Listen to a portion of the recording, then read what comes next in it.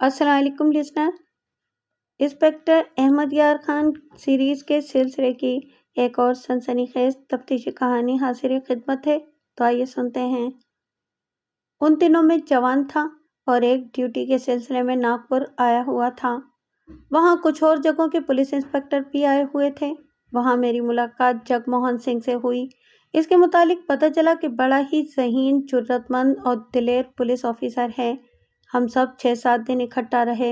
एक रात हम सब इकट्ठे हुए तो अजीब व गरीब वारदातों के मुतालिक बातें होने लगीं। पुलिस की निगाह में तो कोई वारदात अजीब होती नहीं, क्योंकि इंसान और मुजरिमाना ज़हनियत का चोली दामन का साथ होता है। इंसान की फितरत को माहिरीन नफ्सियात ही समझते हैं या फिर पुलिस के तजुर्बेकार ऑफिसर। ये वारदात मुझे जगमोहन ने सुनाई। मैं आपको अपने अल्फाज में सुनाता हूँ। ये किस्सा बहुत पुराना है। आप आजकल मेलों और उर्सों पर सर्कस देखते होंगे। ये लोग सर्कस के नाम की तौहीन करते हैं। ये नट और मामूली सी किस्म के बाजीगर होते हैं। हमारे वक्तों में वो सर्कस थे कि बाज करतब जादू के खेल लगते थे, रोंगटे खड़े हो जाते थे। ये सर्कस सफरी टूरिंग होते थे। हर सर्कस की अपनी बुक कराई हुई पूरी रेलगाड़ी होती थी। ऐसा लगता था जैसे एक कस्बे की आबादी बम्बे चिड़ियाघर सफर कर रही हो। ऐसा सर्कस भारत के एक शहरनुमा कस्बे करीमगंज में आया हुआ था। यह शहर नेपाल और भारत की सरहद है। कोई 35 मील दूर था। इस सर्कस के मालिक का नाम राजन था। जगमोहन सिंह उस वक्त सब इंस्पेक्टर था और करीमगंज के थाने का SHO था। राजन के सर्कस को यहाँ आए हुए 10-12 दिन हो गए थे। एक रात शो खत्म होने के 2-2.5 घंटे बाद सर्कस के उन खेमों में आग लग गई जिसमें सर्कस के कारिंदे वगैरह रहते थे। वो मैदान था जो ज़्यादा वसी नहीं था, इसलिए खेमे एक दूसरे के साथ मिले हुए थे। शो रात 12 बजे के लगभग ख़त्म हुआ था। आग उस वक्त लगी जब सर्कस वाले थके हुए गहरी नींद सोए हुए थे। वहाँ पानी की इफरात थी। करीबी एक कुदरती तालाब था।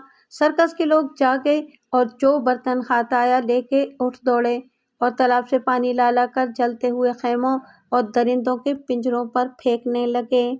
शहर के लोग भी शोर शराबे से जाग उठे और सर्कस वालों की मदद को पहुंच गए। जगमोहन सिंह शहर का एक जिम्मेदार अफसर था, वो भी आ गया। उसने मुझे बताया कि दरिंदों, घोड़ों, हाथियों और बंदरों ने जो शोरगुल बपा किया, इससे दिल पर खौफ तारी होता था। 1 घंटे में लोगों ने आग बुझा दी। जगमोहन सिंह अपने घर चला गया। उसका ख्याल था कि सर्कस वाले पेट्रोमैक्स लैंप और लालटेन चलाते हैं। किसी की बेहतियाती से कोई लालटेन उलट गई होगी जिससे आग लगी और फैल गई। बहरहाल जगमोहन सिंह इसे हादसाती इत्तफाकी आग समझा। सुबह हुई तो सर्कस का रिंग मास्टर और 2 और जिम्मेदार आदमी थाने आ गए और जगमोहन सिंह को रिपोर्ट दी कि आग लगी नहीं, लगाई गई थी। उन्होंने सबसे बड़ा नुकसान ये बताया कि सर्कस का मालिक राजन जिंदा जल गया है और उसकी लाश जले हुए खेमे में जमीन पर औंधे मुंह पड़ी है। दूसरा नुकसान ये बताया कि पिंजरे से एक शेर निकल गया है और पिंजरे का दरवाज़ा बंद है। इससे जाहिर होता था कि किसी ने पिंजरा खोला और जब शेर निकल गया तो इस आदमी ने पिंजरा बंद कर दिया। उन्होंने तीसरा नुकसान ये बताया कि एक निहायत आला घोड़ा भी गायब है जो बड़े दिलचस्प करतब दिखाया करता था। उन्होंने घोड़े का हुलिया भी बताया। सर्कस के शेरों वगैरह के पिंजरे दरवाज़ों के किवाड़ों की तरह नहीं खुलते। एक तरफ सलाखों का दरवाज़ा होता है जो पिंजरे के ऊपर खड़े होकर ऊपर खींच लिया जाता है। शेर रिंग में आ जाता है जो एक गोल और खुला पिंजरा होता है। सर्कस के इन आदमियों ने कहा कि शेर खुद तो पिंजरे का दरवाज़ा ऊपर नहीं उठा सकता था। वो राजन की मौत और शेर की रिहाई को एक जुर्म की 2 कड़ियाँ बता रहे थे। जगमोहन सिंह ने उनसे कहा कि वो बात बिल्कुल साफ करें कि इन्हें ऐसा शक क्यों है। वो कोई ठोस शक बयान न कर सके। 8-9 खेमे जल गए हैं। रिंग मास्टर ने, जो एंग्लो इंडियन था, कहा। इनमें सर्कस के कारिंदे सोए हुए थे।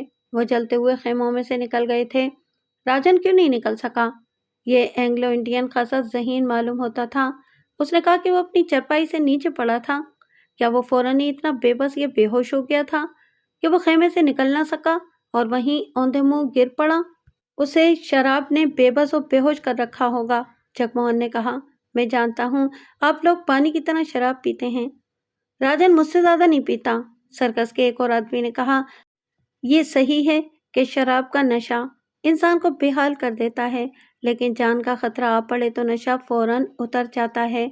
हम रिपोर्ट लेकर आए हैं, रिंग मास्टर ने कहा, और हम आपसे तवक्को रखते हैं कि आप चलकर तफ्तीश करेंगे। एक बड़ा अहम आदमी कत्ल हो गया है। हमारा एक शेर और एक बड़ा ही कीमती घोड़ा गायब है। क्या आपको ये शक है कि शेर और घोड़ा चोरी हुए हैं? जगमोहन ने पूछा। शक नहीं, यकीन, रिंग मास्टर ने जवाब दिया। घोड़ों तक आग पहुंची नहीं थी। घोड़े बिदकते और हिनहिनाते रहे थे। इनके पिछले पांव मजबूत रस्सों से बंधे हुए थे। इनसे कोई घोड़ा आजाद नहीं हो सकता था। आप हमारे साथ चलें। हम आपको दिखाएंगे कि हर घोड़े की पिछली टांगों में टखनों के करीब चमड़े के कॉलर चढ़ाए जाते हैं और ये कॉलर कुत्ते के पट्टे की तरह बुकल से बंद किए जाते हैं। इनके साथ मजबूत रस्सा होता है या जंजीर, जो मजबूत कपल के साथ बंधी होती है। इस घोड़े के पांव के दोनों पट्टे खुले हुए थे। इन्हें सिर्फ इंसानी हाथ खोल सकते थे। जगमोहन सिंह को केस रजिस्टर करना पड़ा, लेकिन सिर्फ घोड़े और एक शेर की चोरी का। कत्ल का केस वो लाश देखकर और यकीन करके कि ये वाकई कत्ल की वारदात है, रजिस्टर करना चाहता था। सर्कस के ये आदमी टलने वाले नहीं थे। जगमोहन इन्हें टालना चाहता था। वो इनके साथ चला गया। जले हुए खेमे में से राजन की लाश उठाई नहीं गई थी। जगमोहन सिंह को राजन के खेमे तक ले गए। रात हवा कुछ तेज चली थी। खेमा जला और इसकी राख नीचे गिरने की बजाय उड़ती रही। राजन की लाश जमीन पर पेट के बल पड़ी थी। जगमोहन सिंह ने लाश को गौर से देखा तो एक खास चीज नजर आई। आप इस मुहावरे से तो वाकिफ होंगे कि रस्सी जल गई पर बल न गया। ये मुहावरा रस्सी के मुतालिक है, क्योंकि रस्सी जलकर राख हो जाती है, मगर राख की शक्ल में उसके बल बदस्तूर मौजूद रहते हैं। राजन ने जली हुई 2 रस्सियां देखीं। एक की राख लाश के टखने के साथ जमीन पर थी और दूसरी लाश की पीठ पर। लाश के दोनों बाजू पीठ पर थे, कलाइयां मिली हुई थीं। जगमोहन सिंह ने रिंग मास्टर से कहा, यह कत्ल की वारदात है। मकतूल के हाथ और पांव रस्सियों से बांध दिए गए थे। हाथ पीठ पीछे बांधे गए थे और ये चरपाई से गिरा नहीं, बल्कि आग लगने से पहले जमीन पर पड़ा हुआ था। सफरी फोल्डिंग चारपाई जलकर राख हो चुकी थी। वहां एक स्टूल था, 2 कुर्सियां और एक तिपाई थी और एक छोटी सी मेज। ये सब कुछ राख हो गया था। मैं आपको एक खास बताता हूँ बात। जली हुई रस्सी की राख इतनी नुमाया नहीं थी कि हर कोई देखकर कह सकता कि ये जली हुई रस्सी है। रिंग मास्टर ने ठीक कहा था कि राजन भाग सकता था। जगमोहन ने भी सोचा कि राजन के कपड़ों को अगर आग लग गई थी और वह बेदार होने तक खासा जल भी चुका था, तो भी वो चंद कदम तो भाग ही सकता था। उसके हाथ पांव बांध दिए गए थे। जगमोहन खेमे की दूसरी अशिया को देखने लगा। मेज की राख पर एक लैंप पड़ा था, जो मट्टी के तेल से जलता था। इसकी चिमनी टूटी हुई थी। जगमोहन सिंह ने रिंग मास्टर से पूछा कि क्या ये लैंप राजन के खेमे में जला करता था। रिंग मास्टर ने बताया कि ये तो राजन का लैंप है। जगमोहन सिंह ने देखा कि इस लैंप का उस जगह से ढकना गायब था जहां तेल डाला जाता था। उसने सबसे कहा कि खेमे के इर्द गिर्द देखें, लैंप का ढकना कहीं पड़ा मिल जाएगा। ढकना चूड़ीदार होना चाहिए था। जगमोहन का दिमाग गहराई में चला गया था। उसे ये शक हुआ था कि राजन को रस्सियों से बांधकर जमीन पर फेंका गया और लैंप का ढकना उतारकर लैंप का तेल इधर उधर छिड़ककर आग लगा दी गई। तेल राजन पर भी छिड़का होगा। जलकर लाश की हालत ऐसी हो गई थी कि देखी नहीं जाती थी। पहने हुए कपड़ों का निशान तक न था।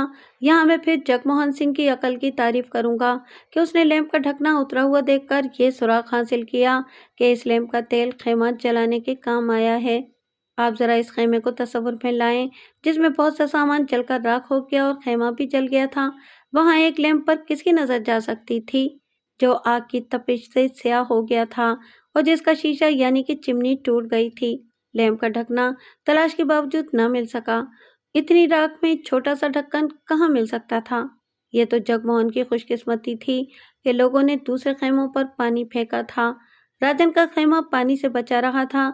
इसकी वजह ये मालूम हुई कि लोगों के बेदार होने तक राजन का खेमा जल चुका था। यह खेमा दूसरों से जरा अलग थलग था। तेज हवा इसके जलते हुए चीथड़े उड़ाकर दूसरे खेमों तक ले गई। या यूं भी हुआ होगा कि आग लगाने वाले ने किसी दूसरे खेमे को भी आग लगा दी होगी, जो बाकी खेमों के साथ था। जगमोहन सिंह ने लाश की बरामदगी और इसे पोस्टमार्टम के लिए भिजवाने का कागजात तैयार किया। गवाहों के दस्तखत लिए और लाश पोस्टमार्टम के लिए भिजवा दी। आम किस्म का पोस्टमार्टम इस शहर में हो सकता था। जगमोहन सिंह ने रिंग मास्टर और सर्कस के दूसरे जिम्मेदार आदमियों से कहा कि इनका सर्कस सफरी है, लेकिन अब इन्हें तफ्तीश मुकम्मल होने तक यहीं रहना पड़ेगा। एंग्लो इंडियन रिंग मास्टर बहुत तेज आदमी था। मालूम होता था कि राजन को वो अपना सगा भाई समझता था। उसने कहा कि वो पूरा 1 साल सर्कस को यहीं पर रखेगा। कातिल मिलना चाहिए। जगमोहन सिंह ने पिंजरा देखा जिसमें से शेर निकल गया था। फिर वो जगह देखी जहाँ से घोड़ा खोला गया था। पटे का बुक्कर टूटा हुआ नहीं, खोला हुआ था। उसे घोड़ा नहीं खोल सकता था। जगमोहन सिंह ने सर्कस के कारिंदों पर नजर दौड़ाई जो इधर उधर काम में मसरूफ थे या पुलिस को देख रहे थे। उसे 7-8 नौजवान लड़कियां भी दिखाई दी जो जिस्मों के लिहाज से तो खूबसूरत थी ही, शक्ल के लिहाज से भी बहुत ही हसीन थीं। ये सर्कस की लड़कियां थीं जो मुख्तलिफ करतब दिखाती थीं। जगमोहन सिंह को पहला ख्याल यही आया कि वो इनमें से किसी भी लड़की की खातिर 2-4 आदमियों को कत्ल कर सकता है और उसे हासिल करने के लिए पूरे सर्कस को आग लगा सकता है, और ये किसी बुज़दिल आदमी को भी मुश्तइल करके उससे कत्ल करा सकती थी। जगमोहन सिंह रिंग मास्टर और एक और आदमी को अपने साथ थाने ले गया। यह आदमी उसे रिंग मास्टर की तरह ज़हीन नजर आया था। जगमोहन सिंह ने थाने ले जाकर इन्हें बताया कि वो इस नतीजे पर पहुंचा है कि यह हादसा नहीं, बहुत बड़े जुर्म की वारदात है और अब उसकी ज़रूरत यह है कि रिंग मास्टर और दूसरा आदमी, जिसे हम कहानी सुनाने की खातिर मदन कह लेते हैं, जगमोहन सिंह के साथ पूरा पूरा ताउन करें और उससे कुछ भी न छुपाएं और कोई बात जो उनके लिए हाँ बिल्कुल मामूली सी हो उसे बताएं। जगमोहन सिंह ने सबसे पहले सर्कस की लड़कियों के मुतालिक शक का इजहार किया कि इनमें से कोई लड़की इस भयानक वारदात का बाइस बनी होगी और ये रकाबत होगी। राजन चूंकि सर्कस का मालिक था, इसलिए उसने किसी ऐसी लड़की को अपनी दोस्त बना रखा होगा जो किसी और को चाहती होगी। उस आदमी ने राजन को कत्ल कर दिया और सर्कस को भी तबाह करने की कोशिश की। इस सूरत में उस लड़की का और उस आदमी का गायब हो जाना जरूरी था।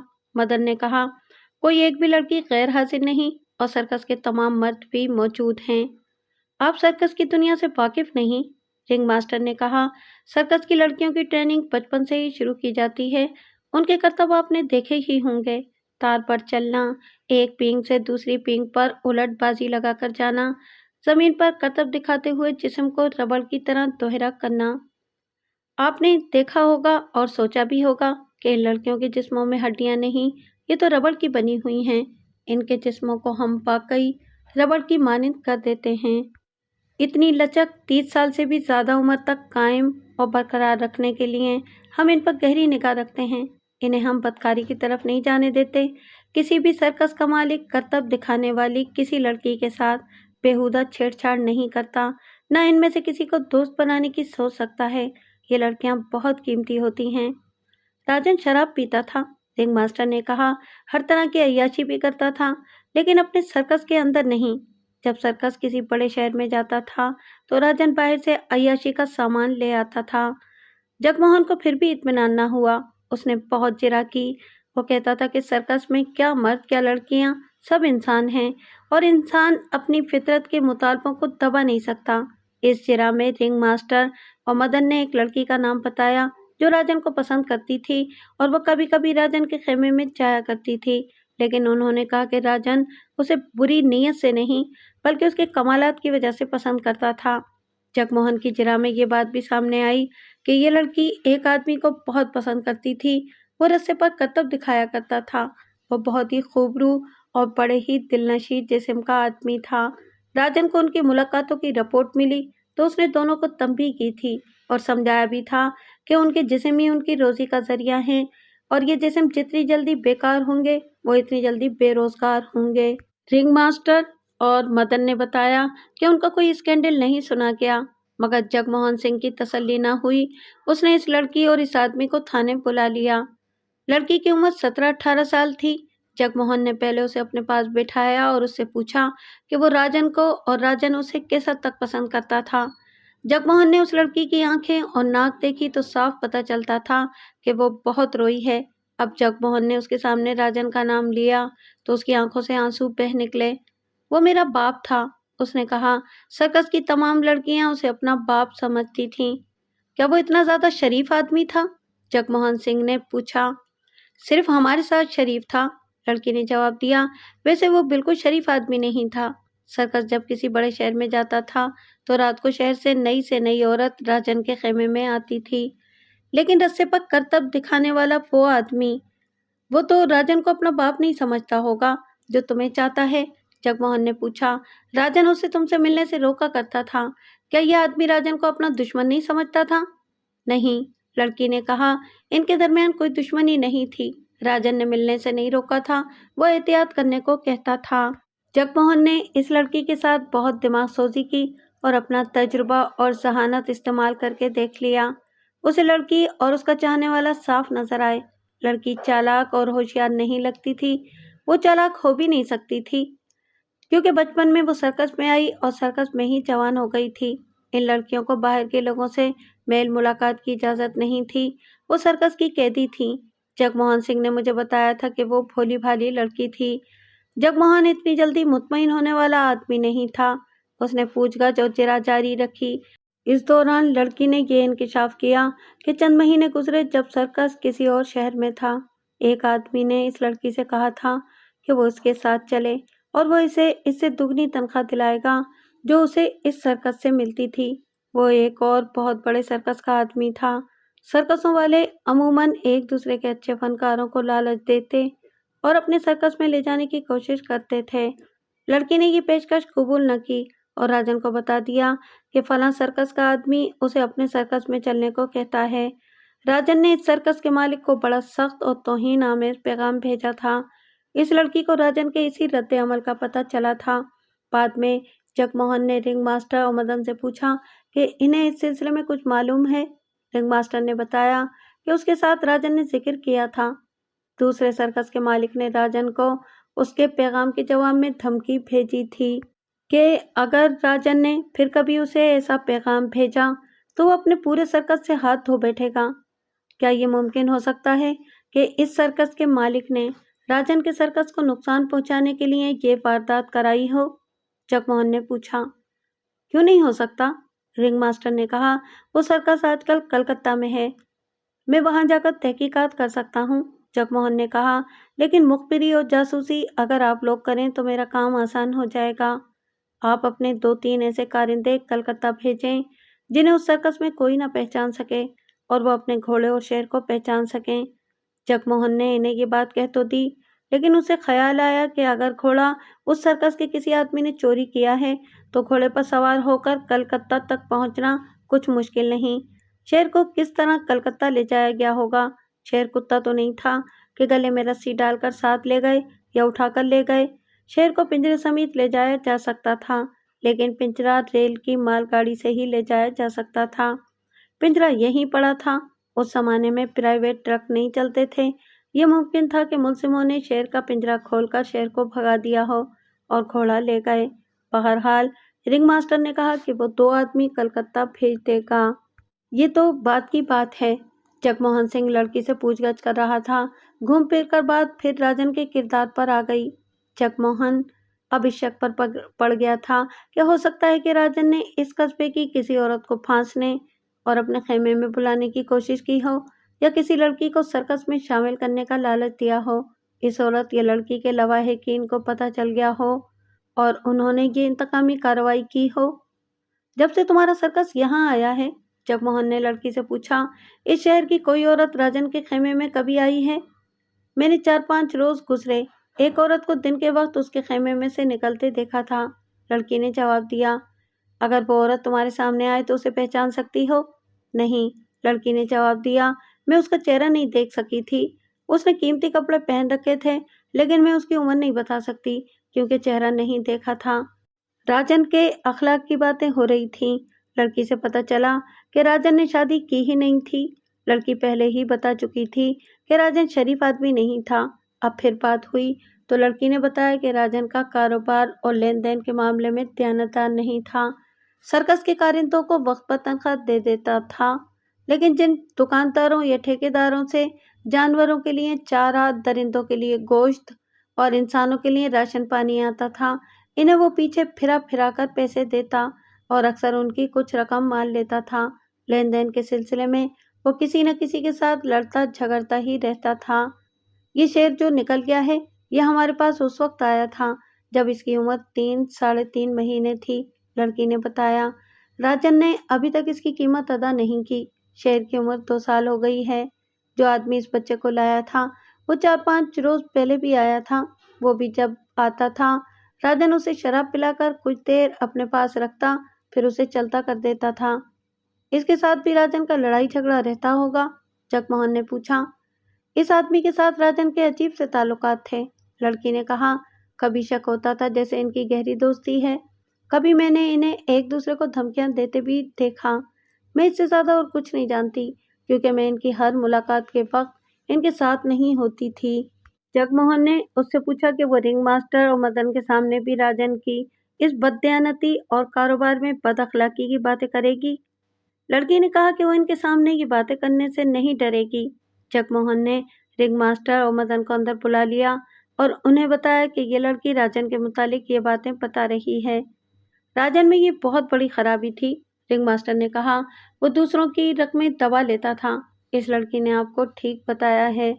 मैंने आपसे कहा था कि कोई बज़ाहिर बेमायनी और मामूली सी बात आपके जहन में आए तो वो भी मुझे बताएं। जगमोहन ने कहा, आपने इतनी अहम बात मुझे नहीं बताई। इस लड़की की बातों से मेरे जहन में आता जा रहा है कि कत्ल का बायस क्या हो सकता है। कत्ल का एक बायस ये हो सकता है कि इस शहर की कोई औरत उसके पास आती थी, या उसने इस औरत को कोई झांसा देकर अपने खेमे में बुलाया था। इस औरत के लवाहिकीन ने राजन से इंतकाम लिया है। दूसरा बायस ये हो सकता है कि उसने किसी ऐसे व्यापारी या ठेकेदार के बिल की अदायगी रोक ली होगी जिसका ताल्लुक गुंडों और बदमाशों के साथ है। आपको शायद इल्म नहीं कि करीमगंज के बदमाश सारे सूबे में मशहूर हैं। ये सुराग रसानी तो आपको करनी है, मदन ने कहा। मैं तो करूंगा ही, जगमोहन ने कहा। आप यूं करें कि मुझे उन ठेकेदारों और दुकानदारों के नाम पते दें जो सर्कस को गोश्त और दीगर माल सप्लाई करते थे। इसके अलावा मुझे ये बताएं कि वो आदमी कौन है जिसने सर्कस को ये शेर दिया था जो पिंजरे से निकल गया है। रिंग मास्टर और मदन ने उस आदमी का नाम गोमल बताया और उसके मुतालिक ये बताया कि वो उन जंगलों में रहता है जो नेपाल की सरहद से भी आगे चले जाते हैं। चूंकि ये सर्कस कुछ अरसे से इसी सूबे में घूम रहा था, इसलिए यह आदमी राजन से मिलता रहता था। उसने सर्कस को लंगूरों और बंदरों के बच्चे सप्लाई किए थे, एक रीछ का बच्चा भी सप्लाई किया था और आखिर में वो शेर लाया था। उस वक्त ये शेर बच्चा था। गोमल ने उसे 3-4 महीने अपने पास रखा था। इससे ये हुआ कि बच्चा उससे मानूस हो गया। गोमल बच्चे को यहाँ लाया तो गोमल के सिवा किसी और के हाथ नहीं आता था। ये रिंग मास्टर दरिंदों को सुधारना जानता था, लेकिन इस बच्चे के साथ उसे कुछ मुश्किल पेश आई। वो इसे सुधार सकता था, लेकिन राजन ने गोमल से कहा कि वो सर्कस के साथ रहे और इस बच्चे को सुधारे। गोमल ने वहीं रहना शुरू कर दिया। रिंग मास्टर की हिदायत के मुताबिक गोमल बच्चे को सुधारता रहा और बच्चा 1.5-2 साल का होकर पूरा शेर बन गया। ये बब्बर शेर नहीं था, धारीदार था जिसे टाइगर कहते हैं। उसे पिंजरे में रखा जाता था क्योंकि ये जवान शेर था। सिर्फ गोमल था जिसे देखकर ये शेर पालतू कुत्ते की तरह दुम हिलाता और गोमल के हाथ चाटता था। कोई दूसरा करीब जाता तो शेर गुस्से में आ जाता था। रिंग में आकर रिंग मास्टर को परेशान नहीं करता था। गोमल का काम खत्म हो चुका था, वो चला गया। रिंग मास्टर और मदन को मालूम नहीं था कि राजन ने इस शेर की कितनी कीमत और इसे सदाने के लिए गोमल को कितनी उजरत तय की थी। उन्हें सिर्फ ये मालूम था कि उसने गोमल को कीमत अदा नहीं की थी, उजरत भी शायद कम ही दी थी। अलबत्ता राजन ने गोमल को अपना दोस्त बना लिया था और उसे शराब पिलाता था। उसका और गोमल का आपस में कोई लड़ाई झगड़ा भी हो जाता था। 2-3 बार रिंग मास्टर ने गोमल से कहा कि वो राजन के साथ बदतमीजी ना किया करे। गोमल ने उसे बताया कि राजन उसे शेर की कीमत अदा नहीं कर रहा। रिंग मास्टर ने राजन से कहा कि वो इस जंगली को पैसे दे दे और इसे चलता करे। राजन ने कहा कि शेर की कीमत जितनी तो ये उससे शराब पी चुका है। मुख्तसर ये कि उनकी आपस में चपकलिश चल रही थी। आग लगने से 3-4 रोज पहले भी गोमल आया था। वो अपने सदाए हुए शेर के पिंजरे के सामने जा खड़ा हुआ तो शेर उसे देखकर बेचैन हो गया। गोमल ने हाथ पिंजरे के अंदर किया तो शेर उसके हाथ को चाटने लगा। गोमल ने ये खतरनाक हरकत की कि पिंजरे का दरवाजा ऊपर उठा दिया। शेर बाहर आ गया और गोमल के पाँव में लोटपोट होने लगा। देखने वाले इधर उधर भाग गए, लेकिन शेर ने कोमल के सिवा किसी और तरफ तवज्जो ही न दी। कोमल ने इशारा किया तो शेर उछलकर पिंजरे में चला गया। कोमल ने दरवाजा, जो दरअसल सलाखें थीं, नीचे कर दिया। ये कोई अजीब बात नहीं कि शेर इंसान के साथ इतना प्यार करता है, रिंग मास्टर ने कहा। शेर कुत्ते की तरह प्यार करना जानता है। कोमल ने तो इसे अपने हाथ से दूध पिलाया था और शेर इसी के हाथ से खा खा कर जवान हुआ था। मैं दरिंदों की फितरत को अच्छी तरह समझता हूँ। जंगल में भी वही शेर खतरनाक होता है जो भूखा हो, या जिसके मुंह इंसानी खून और गोश्त लग गया हो, या शेर उसके लिए खतरनाक होता है जिससे उसे डर हो, वरना शेर हमला नहीं करता। गोमल के मुतालिक रिंग मास्टर और मदन ने बताया कि वो है तो जंगली, लेकिन मामूली किस्म का आदमी मालूम नहीं होता। उसकी उम्र 35 साल के लगभग बताई गई। शक्ल सूरत बहुत अच्छी और उसका जिस्म फुर्तीला था। उसकी आंखों में ऐसा तासुर था जिससे मालूम होता था कि वो दिलेर और पुरस्कार आदमी है। जगमोहन सिंह ने कोमल के मुतालिक बहुत कुछ पूछा जो उसे बताया गया, लेकिन ये किसी को भी मालूम नहीं था कि वो कहाँ का रहने वाला था। सिर्फ ये मालूम था कि वो फलां जंगलों में रहता है। इतने वसी जंगल में उसकी तलाश आसान नहीं थी, ताहम उसे तलाश करना था, जिसके लिए वक्त दरकार था। पुलिस के लिए किसी की तलाश नामुमकिन नहीं होती, वक्त बहुत चाहिए होता है। दिन गुजर गया था। पोस्टमार्टम रिपोर्ट आ चुकी थी। उसके मुताबिक मौत जलने से वाक़ई हुई थी। डॉक्टर ने यह भी लिखा था कि मकतूल के मुंह में कपड़ा ठुसा हुआ था। कपड़ा जो मुंह से बाहर था वो जल गया था। इससे मकतूल के होंठ जलकर सूज गए और आपस में मिल गए थे। अंदर का कपड़ा नहीं जला था। जगमोहन ये कपड़ा पहले नहीं देख सका था क्योंकि लाश के होंठ बंद और बुरी तरह सूजे हुए थे।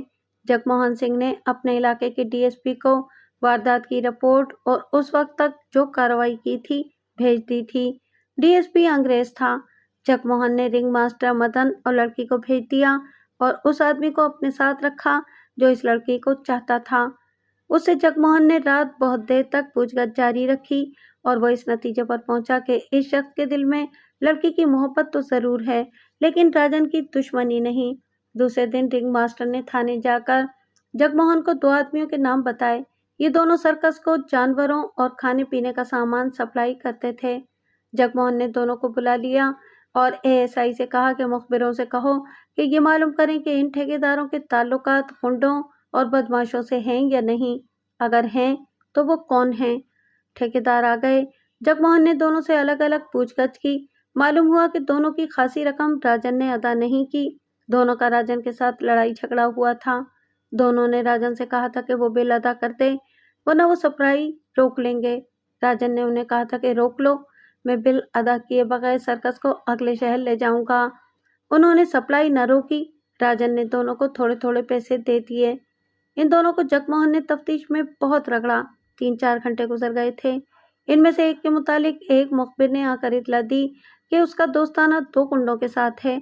इन 2 में से एक 2 बार का सजा याफ्ता था। जगमोहन ने इन दोनों को भी बुला लिया। फिर दोनों ठेकेदारों से अलग अलग और दोनों गुंडों से अलग अलग पूछताछ शुरू हो गई। इस किस्म के मुश्तबा अफराद से तफ्तीश किसी और अंदाज से की जाती है।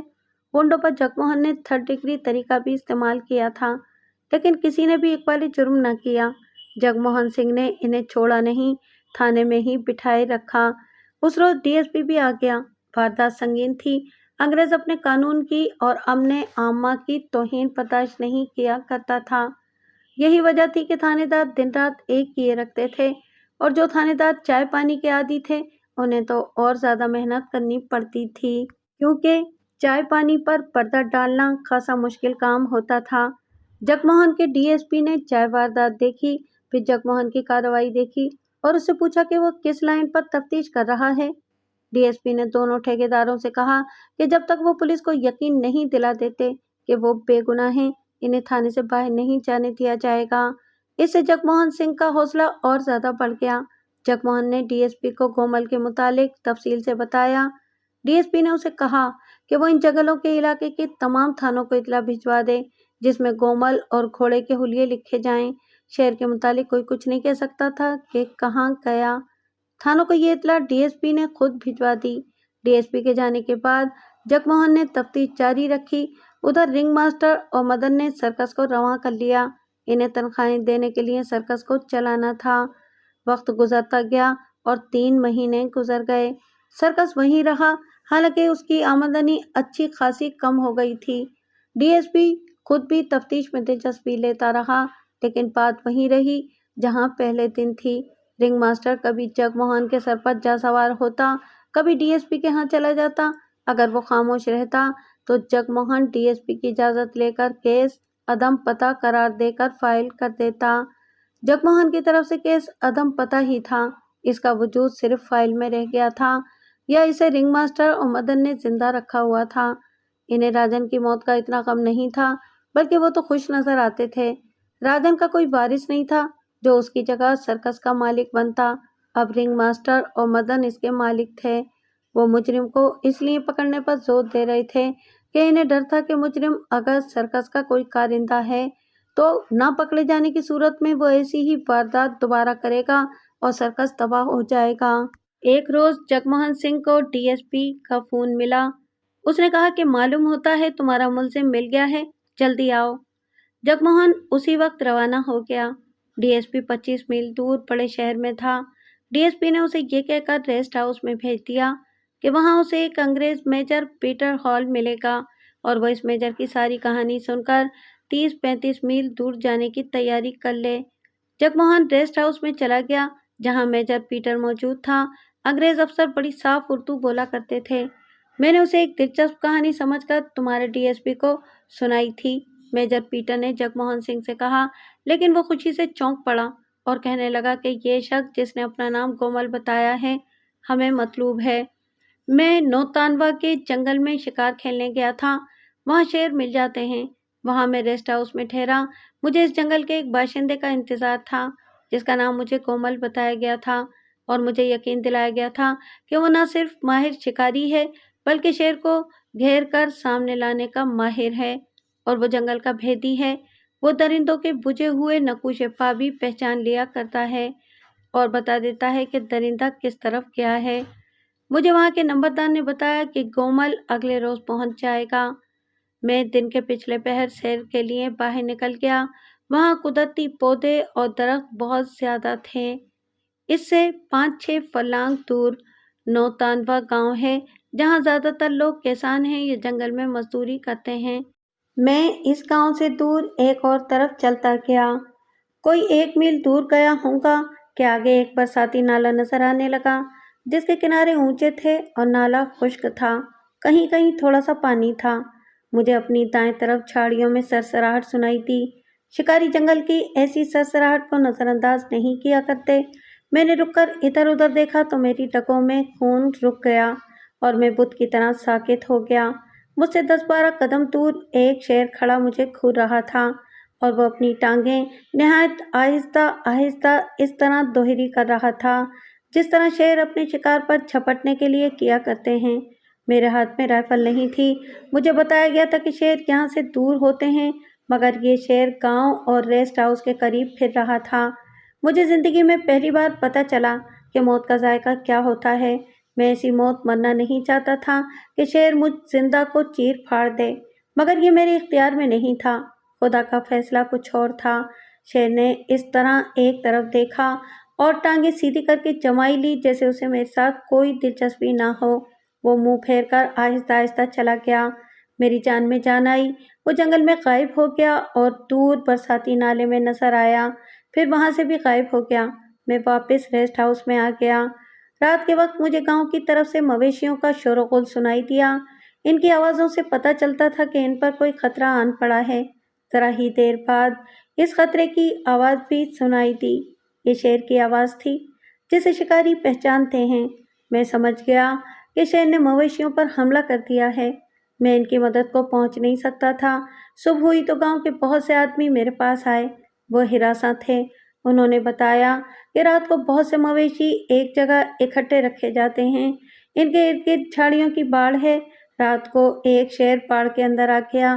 مویشی ڈر کر چیخنے اور بھاگنے لگے۔ نمبردار دوڑا گیا۔ گاؤں کے لوگ شیر کی آواز سن کر دبکے رہے۔ جب خاموشی ہوئی تو لوگوں نے جا کر دیکھا، نمبردار خون میں ڈوبا پڑا تھا۔ وہ مر چکا تھا۔ شیر نے اس کے ایک پہلو سے پیٹ پھاڑ ڈالا تھا۔ صبح لوگوں نے مویشیوں کو اکٹھا کیا تو پتہ چلا کہ ایک بچڑا کم ہے۔ وہ بہت پریشان ہو گئے۔ انہوں نے دیکھا کہ زمین پر نشان پڑے ہوئے ہیں کہ شیر اسے یعنی کہ بچڑے کو گھسیٹ کر لے گیا تھا۔ میں گاؤں میں چلا گیا۔ نمبردار کی لاش اس کے گھر پڑی تھی۔ اسے دیکھا کہ شیر نے اس کے صرف پہلو میں پنجہ مار کر اس کا پیٹ چاک کر دیا تھا۔ جسم پر اور کوئی زخم نہیں تھا۔ میں نے باہر جا کر زمین دیکھی۔ صاف نظر آ رہا تھا کہ بچڑے کو شیر گھسیٹ کر کدھر لے گیا ہے۔ میرے ہاتھ میں رائفل تھی۔ میں اس نشان پر چلتا گیا۔ مجھے یہ یقین ہو گیا تھا کہ یہ شیر انسان کا گوشت کھانے کا عادی نہیں، ورنہ وہ نمبردار کی لاش اٹھا لے جاتا۔ اسے ایک جانور کی ضرورت تھی۔ اسے بچڑا پسند آیا اور اسے مار کر لے گیا۔ شیر وہ خطرناک ہوتا ہے جو انسان کے گوشت کا عادی ہو جاتا ہے۔ گاؤں کے لوگوں نے مجھے بتا دیا تھا کہ اس گاؤں کی زندگی میں یہ پہلا واقعہ تھا کہ شیر گاؤں میں آیا ہے، ورنہ یہاں دور دور تک شیر نظر نہیں آتا۔ میں آگے چلتا گیا، برساتی نالے میں سے بھی گزر گیا، پار چلا گیا اور 20-25 گز دور مجھے مرا ہوا بچڑا پڑا نظر آ گیا۔ میں ذرا قریب جا کر ایک درخت پر چڑھ گیا۔ بچڑا صاف نظر آ رہا تھا۔ اس کی صرف ایک ٹانگ کھائی ہوئی تھی۔ شیر کہیں نظر نہیں آ رہا تھا۔ 3-4 گیدڑ آ گئے اور گدھ بھی آ گئے تھے۔ میں خاصی دیر ادھر ادھر دیکھتا رہا۔ شیر کا نام و نشان نہ تھا۔ میں اس ارادے سے واپس آ گیا کہ رات کو اسی درخت پر واپس آؤں گا۔ شیر عموماً رات کو اپنے مارے ہوئے شکار پر آیا کرتا ہے۔ ریسٹ ہاؤس میں آیا تو برآمدے میں ایک دراز قد، بڑے مضبوط جسم اور اچھی شکل و صورت کا ایک آدمی بیٹھا تھا۔ اس کے پاس 2 نالی بندوق تھی۔ میرا اردلی اس کے پاس کھڑا ہوا تھا۔ اس نے مجھے بتایا کہ یہ آدمی وہ شکاری ہے جسے میری رہنمائی اور ساتھ کے لیے بھیجا گیا ہے۔ اس آدمی نے اپنا نام کومل بتایا۔ میں نے شکار کے دوران ایسے بہت سے آدمی دیکھے ہیں۔ وہ مرے مرے اور جھکے جھکے سے ہوتے ہیں اور انگریز شکاریوں کے سامنے یہ ظاہر کرتے ہیں کہ وہ بہت غریب ہیں تاکہ انگریز افسر رحم کر کے زیادہ انعام دے جائیں۔ لیکن کومل کے چہرے کے تاثرات میں اور اس کی آنکھوں کی چمک میں خود اعتمادی اور وقار سا تھا۔ اس نے مجھے اس طرح سلام کیا جیسے وہ میرے ہی عہدے کا افسر ہو۔ مجھے خوشی ہوئی کہ میں نے پہلا ہندوستانی مددگار دیکھا ہے جو اپنے آپ کو غلام اور غریب ظاہر نہیں کر رہا۔ میری نظر اس کے گھوڑے پر پڑی جو پرے بندھا ہوا تھا۔ گھوڑا اتنی اچھی نسل کا تھا کہ مجھے یقین نہ آیا کہ جنگل کا یہ باسی اس گھوڑے پر آیا ہے۔ میں نے اس سے پوچھا، کومل، یہ گھوڑا کہاں سے لائے ہو؟ اس نے جواب دیا کہ یہ 1.5-2 سال سے اس کے پاس ہے۔ ان لوگوں کے پاس گھوڑے کہاں؟ ان میں سے کوئی عیاشی کرے تو ٹٹو قسم کی مریل سی گھوڑی رکھ لیا کرتا تھا۔ میں کچھ دیر گھوڑے کو دیکھتا رہا۔ جگموہن سنگھ نے میجر پیٹر ہال سے گھوڑے کا حلیہ پوچھا۔ اس نے حلیہ بتایا تو جگموہن نے اچھل کر کہا، یہی ہے، آپ ٹھیک کہتے ہیں، ایسا اعلیٰ گھوڑا کسی جنگلی کے پاس نہیں ہو سکتا، وہ سرکس کا گھوڑا ہے۔ جگموہن کو گھوڑے کا حلیہ زبانی یاد تھا۔ یہ گھوڑا عام گھوڑوں سے ویسے بھی بہت مختلف تھا۔ اس کا رنگ سفید تھا اور اس پر ہلکے اور کچھ گہرے بادامی رنگ کے چھوٹے چھوٹے داغ دھبے تھے۔ میں کومل کو وہیں سے اپنے ساتھ گاؤں میں لے گیا۔ میجر پیٹر ہال نے جگموہن کو سنایا اور اسے کہا کہ وہ اس شیر کے پنجوں کے نشان پہچان لے۔ نشان برساتی نالے کی ریت اور مٹی پر زیادہ صاف تھے۔ کومل نے یہ نشان دیکھے تو وہ ایک نشان کے پاس بیٹھ گیا۔ میں اس پر جھک گیا۔ اس کے منہ سے بڑی دھیمی آواز میں یہ الفاظ نکلے، یہاں آ گیا ہے۔ میں نے اس سے پوچھا، تم اس شیر کو جانتے ہو؟ وہ چونک پڑا جیسے اسے معلوم ہی نہ تھا کہ میں اس کے ساتھ ہوں۔ اس نے عجیب سی ہنسی ہنس کر کہا، ہاں صاحب بہادر، میں اس شیر کو پہچانتا ہوں، لیکن یہ کسی انسان پر حملہ نہیں کرے گا۔ میں نے اس سے پوچھا کہ وہ اس شیر کو کس طرح جانتا ہے۔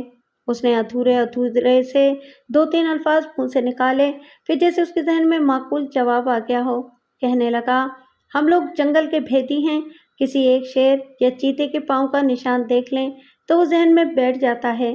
مجھے اطمینان ہو گیا کہ بڑا ذہین گائیڈ اور مددگار شکاری مل گیا ہے، لیکن شیر کے پنجے کے نشان دیکھ کر اس کے چہرے پر میں نے جو تبدیلی دیکھی تھی وہ بلا وجہ اور بے معنی نہیں تھی۔ ہم ریسٹ ہاؤس میں آ گئے۔ میرے اردلی نے میری ہدایت کے مطابق وسکی کی بوتل اور گلاس میرے آگے رکھ دیا۔ میں نے ویسے ہی کومل کی طرف دیکھا۔ وہ وسکی کی بوتل کی طرف للچائی ہوئی نظروں سے دیکھ رہا تھا۔ میں نے ایک اور گلاس منگوا کر اسے وسکی ڈال دی۔ یہ آدمی مجھے اچھا لگا تھا۔ اور مجھے شک ہو گیا تھا کہ یہ شک خود ایک مجسم راز ہے یا کوئی اور خاص بات ہے جسے یہ مجھ سے چھپانے کی کوشش کر رہا ہے۔ بہرحال یہ آدمی میرے لیے دلچسپ تھا۔ انگریزوں کی ذہانت کے متعلق میں آپ کو بتا دوں، اس قوم نے آدھی دنیا پر بادشاہی کی ہے۔ یہ انگریزوں کے اوصاف کا کرشمہ تھا۔ ان میں انسان شناسی کا وصف خاص طور پر تھا۔ جس ملک پر حکومت کرتے تھے وہاں کے لوگوں کی نفسیات، معاشرت اور مذہب سے گہرائی تک واقفیت حاصل کر لیتے تھے۔ انسان کا چہرہ پڑھ کر اس کے ساتھ ناپ تول کر بات کرتے تھے۔ میں تو یہاں تک کہوں گا کہ ہمارے متعلق جو انگریز کو معلوم تھا وہ ہم خود بھی نہیں جانتے تھے۔ اس میجر نے گومل کو دیکھا تو وہ اس جنگلی میں دلچسپی لینے لگا۔ میجر پیٹر ہال نے جگ موہن کو یہ دلچسپ کہانی سناتے ہوئے کہا، میں نے گومل سے کہا کہ اس شیر کو مارنا ضروری ہو گیا ہے کیونکہ اس نے مویشیوں پر حملہ کیا تو اسے ایک بچھڑا مل گیا۔ یہ اس کے لیے آسان شکار تھا، وہ اب مویشیوں پر ہی حملہ کرتا رہے گا، اور یہ خطرہ بھی ہے کہ مویشیوں کے ساتھ انسان بھی ہوتے ہیں، شیر کہیں انسان کے گوشت کو نہ چکھ لے۔ گومل نے کہا، آپ شیر کی شکار کے لیے آئے ہیں، میں آپ کو آگے لے جاؤں گا جہاں آپ شیر کا شکار کھیل سکتے ہیں۔ میں آپ کو ایک تفریح کرانا چاہتا ہوں، ہم شیر کو زندہ پکڑیں گے، میں پنجرا بناؤں گا جو دراصل پھندا ہوگا۔ میں نے اسے کہا کہ وہ اپنے ساتھ مجھے بھی مروائے گا اور وہ ایسا مذاق نہ کرے۔ گومل نے اسے بتایا کہ وہ شکار کا اتنا ماہر نہیں جتنی اسے درندوں اور جانوروں کو پھندے میں پھانسنے کی مہارت ہے، اور یہ کھیل بڑا ہی دلچسپ ہے۔ اس نے مجھے یہ بھی بتایا کہ بعض مہاراجے اور نواب شیروں، ہرنوں، بارہ سنگھوں وغیرہ کے بچے پالنے کے لیے خریدتے ہیں، اور وہ کئی بچے بیچ چکا ہے، اور ایک سرکس کو بھی اس نے شیر کا ایک بچہ، لنگور اور بندر سپلائی کیے تھے۔ حکومت کے افسروں نے اسے ایک بار ایک جوان شیر پکڑنے کو کہا تھا جو اس نے پھندے میں پھانس دیا تھا، یہ شاید کسی چڑیا گھر کے لیے تھا۔ میں نے تفریح اور تماشے کے لیے اسے کہہ دیا کہ اس شیر کو پھانس لے۔ اس نے اسی وقت جا کر گاؤں سے کچھ آدمی ساتھ لیے اور اگلے دن دوپہر تک ایک بہت بڑا بانسوں کا پنجرا تیار کر لیا۔ اس میں کیل نہیں لگائے گئے تھے، بانسوں کو سن یا بان کی قسم کی لمبی گھاس سے باندھا گیا تھا۔ گومل کہتا تھا کہ یہ گھاس بہت تیز چھرے سے ہی کٹ سکتی ہے۔ وہ پنجرا اٹھوا کر اور مجھے ساتھ لے کر جنگل میں 2 میل اندر چلا گیا۔ بکری کا ایک بچہ بھی اس کے ساتھ تھا۔ اس نے پنجرا ایک جگہ رکھوایا اور بکری کے بچے کو اس کے اندر ایک کونے میں باندھ دیا، ایک رسی بانس کی ایک کیل سے باندھی اور سامنے والا دروازہ اوپر اٹھا دیا۔ دروازہ اوپر ہی اٹک گیا، اسے بانس کی کیل نے روک لیا تھا۔ گومل ہاتھوں اور گھٹنوں کے بل پنجرے میں گیا۔ جو ہی وہ پنجرے میں داخل ہوا، رسی نے بانس کی کیل کو کھینچ لیا اور دروازہ گر پڑا، پنجرا بند ہو گیا۔ میں نے دروازہ اٹھایا، گومل ہنستا ہوا باہر آیا۔ اس نے دروازے کے نیچے کیل لگا دیے اور بکری کے بچے کو اندر ہی بندھا چھوڑ کر ہم واپس آ گئے۔ گومل نے کہا کہ شیر جب بکری کے بچے کو مار چکے گا تو اسے پتہ چلے گا کہ وہ بند ہو گیا ہے، پھر وہ بڑے زور سے گرجے گا۔ ہم ریسٹ ہاؤس کو آنے کی بجائے ادھر ادھر گھومتے پھرتے رہے۔ سورج غروب ہونے سے کچھ دیر پہلے پنجرا دیکھنے گئے۔ شیر کی آمد رات کو متوقع تھی، لیکن ہم نے پنجرے کا دروازہ بند دیکھا۔ پنجرے میں بکری کا بچہ تھا، شیر نہیں تھا۔ گومل نے سب سے پہلے زمین دیکھی، شیر آیا تھا، پنجوں کے نشان صاف تھے۔ گومل نے دروازہ اوپر اٹھایا تو اسے وہاں شیر کے کچھ بال دکھائی دیے جو اس نے مجھے بھی دکھائے۔ شیر آیا تھا، لیکن پنجرے کے دروازے میں اس نے قدم رکھا تو اوپر سے دروازہ گر پڑا۔ معلوم ہوتا تھا جیسے اس کا پاؤں یا منہ کا کوئی حصہ دروازے کے نیچے آیا جو شیر نے باہر کھینچ لیا، اور اس کے کچھ بال دروازے کے نیچے رہ گئے۔ گومل نے کہا کہ دروازہ اچھی طرح نہیں اٹکا تھا، اس لیے وہ دوسری کوشش کرے گا، لیکن میں نے روک دیا اور کہا کہ میں کوئی اور کھیل تماشا نہیں دیکھنا چاہتا، میں شیر کے شکار کے لیے آیا ہوں اور میں اسی شیر کو ماروں گا۔ میں نے دیکھا کہ گومل کے چہرے کا تاثر بدل گیا، وہ شیر کو زندہ پکڑنا چاہتا تھا۔ مجھے خیال آیا کہ اگر وہ اس شیر کو زندہ پکڑ کر کسی سرکس یا کسی چڑیا گھر کے حوالے کر کے پیسے کمائے گا۔ میں نے اسے کہا کہ وہ اپنا کاروبار میرے جانے کے بعد چلا سکتا ہے، پہلے میرے شکار میں میری مدد کرے۔ وہ خاموش ہو گیا۔ اس میں ایک انگریز افسر کی حکم عدولی کی جرأت نہیں تھی۔ جس طرح آج مجھے اس کہانی کی ایک ایک تفصیل یاد آ گئی ہے، اسی طرح مجھے یہ بھی یاد ہے کہ جگ موہن سنگھ نے مجھے یہ کہانی سناتے ہوئے کہا تھا، انگریز افسر مختصر اور صرف کام کی بات کیا کرتے ہیں، لیکن اس انگریز میجر نے ہندوستانی عورتوں کی طرح بات اتنی لمبی کر دی کہ ختم ہونے میں ہی نہیں آتی تھی۔ میں نے اسے کہا کہ مجھے یقین ہو گیا ہے کہ میرا ملزم یہی کومل ہے۔ گھوڑا جو اس کے پاس ہے وہ راجن کے سرکس کا ہے، اور اب مجھے شک ہونے لگا ہے کہ اس شیر کو کومل مارنا نہیں چاہتا تھا بلکہ زندہ پکڑنا چاہتا تھا، کیونکہ یہ وہی شیر تھا جو اس نے خیموں کو آگ لگا کر سرکس کے پنجرے سے نکال دیا ہے۔ مجھے بتایا گیا تھا کہ یہ شیر اس کے ساتھ کتے کی طرح پیار کرتا تھا۔ جگموہن نے مجھے سنایا کہ انگریز میجر ایک ہندوستانی سب انسپکٹر کی یہ بدتمیزی برداشت نہ کر سکا۔ اس نے حاکموں کے لہجے میں کہا، میری پوری بات غور سے سنو۔ تمہارے ڈی ایس پی نے مجھے کہا ہے کہ میں تمہیں پوری بات سناؤں۔ معلوم ہوتا ہے کہ تم میری بات سے اکتا گئے ہو اور اپنی ڈیوٹی میں کوتاہی کر رہے ہو۔ تمہیں شاید احساس نہیں کہ یہ کتنا بڑا جرم سرزد ہوا ہے۔ تم ہندوستانیوں کی دلچسپی صرف تنخواہ کے ساتھ ہوتی ہے۔ جگموہن ایسی ڈانٹ برداشت کرنے والا نہیں تھا۔ اس نے میجر کو کھری کھری سنا دی اور اسے کہا، آپ پوری بات سنائیں یا نہ سنائیں، میں اپنے ملزم کو اس جنگل میں شیروں کی کچھار میں سے بھی نکال کر لے آؤں گا۔ پھر بھی جگموہن کو ساری کہانی سننی پڑی، جو اس کے لیے دلچسپ تو بہت تھی، لیکن وہ وقت بچانا چاہتا تھا، اور اس کا ارادہ یہ تھا کہ فوراً 9 تانوا کو روانہ ہو جائے، اور بیشتر اس کے کہ کومل کہیں روپوش ہو جائے، اسے گرفتار کر لے۔ کہانی چونکہ دلچسپ تھی، اس لیے مجھے بھی آج تک یاد ہے۔ میجر پیٹر ہال نے جگموہن کو سنایا۔ رات کو پھر وہی شور سنائی دیا۔ مویشی خوفزدہ ہو کر چلا رہے تھے، مگر شیر کی آواز نہ آئی۔ صبح گاؤں کے چند ایک آدمی ریسٹ ہاؤس میں آئے۔ وہ بہت ڈرے ہوئے تھے۔ انہوں نے بتایا کہ شیر کے پہلے حملے سے ڈر کر انہوں نے مویشیوں کے باڑے پر گزشتہ رات ایک آدمی کا پہرا کھڑا کر دیا تھا۔ رات کو شیر آیا اور اس آدمی کو مار کر چلا گیا۔ میں نے کومل سے کہا کہ اس شیر کو فوراً مار دینا ضروری ہو گیا ہے۔ یہ کہہ کر میں اسے گاؤں میں لے گیا۔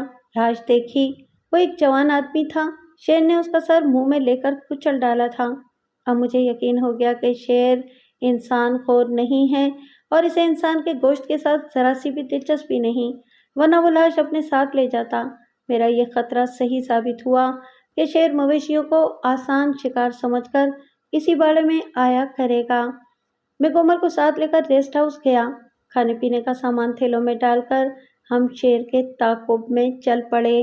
کومل شیر کے پنجوں کے نشان دیکھنے کا ماہر تھا۔ وہ مجھے صحیح سمت لے جا رہا تھا۔ نشان مجھے بھی نظر آ رہے تھے۔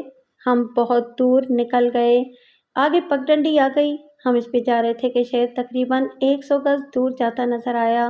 اس کا ایک پہلو ہماری طرف تھا۔ وہ جس طرف جا رہا تھا وہاں چند قدم آگے گھنی جھاڑی تھی۔ مجھے اپنے نشانے پر بھروسہ تھا۔ میں نے ایک خطرہ مول لیا، رائفل کندھے سے لگائی اور گولی چلا دی۔ شیر پوری طرح گرا نہیں۔ اس کے جسم کا پچھلا حصہ زمین سے لگا اور شیر دوڑ کر جھاڑی میں غائب ہو گیا۔ کومل نے کہا، صاحب بہادر، اب یہ شیر اور زیادہ خطرناک ہو گیا ہے کیونکہ زخمی ہو گیا ہے۔ یہی وہ خطرہ ہے جو میں نے مول لیا تھا۔ زخمی شیر بے حد خطرناک ہوتا ہے۔ زخمی شیر کا تعاقب کر کے اسے مارنا ہی پڑتا ہے۔ اگر اسے زندہ چھوڑ دیا جائے تو وہ جس انسان کو دیکھتا ہے اس پر حملہ کرتا ہے اور بڑا ہولناک انتقام لیتا ہے۔ میں اور کومل وہاں گئے جہاں شیر کو میری گولی لگی تھی۔ ہم اب بہت محتاط تھے۔ شیر کا حملہ کسی بھی لمحے متوقع تھا۔ وہاں خون تھا، شیر نہیں تھا۔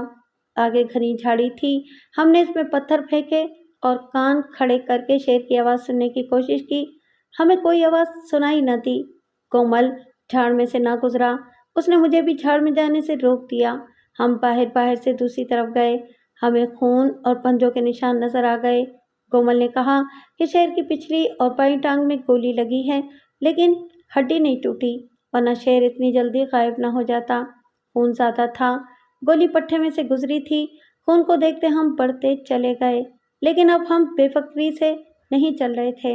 آگے دریا آ گیا جس میں پانی کم تھا۔ کومل نے مجھے کہا کہ میں کنارے کے ساتھ ساتھ آگے بڑھوں اور وہ دوسری طرف سے جائے گا تاکہ شیر کو آگے سے روکا جا سکے۔ میں کومل سے جدا ہو گیا۔ تقریباً 1 میل گئے ہوں گے کہ مجھے 100 گز سے زیادہ فاصلے پر شیر نظر آ گیا۔ پہلے کی طرح اب بھی اس کے آگے جھاڑ تھی۔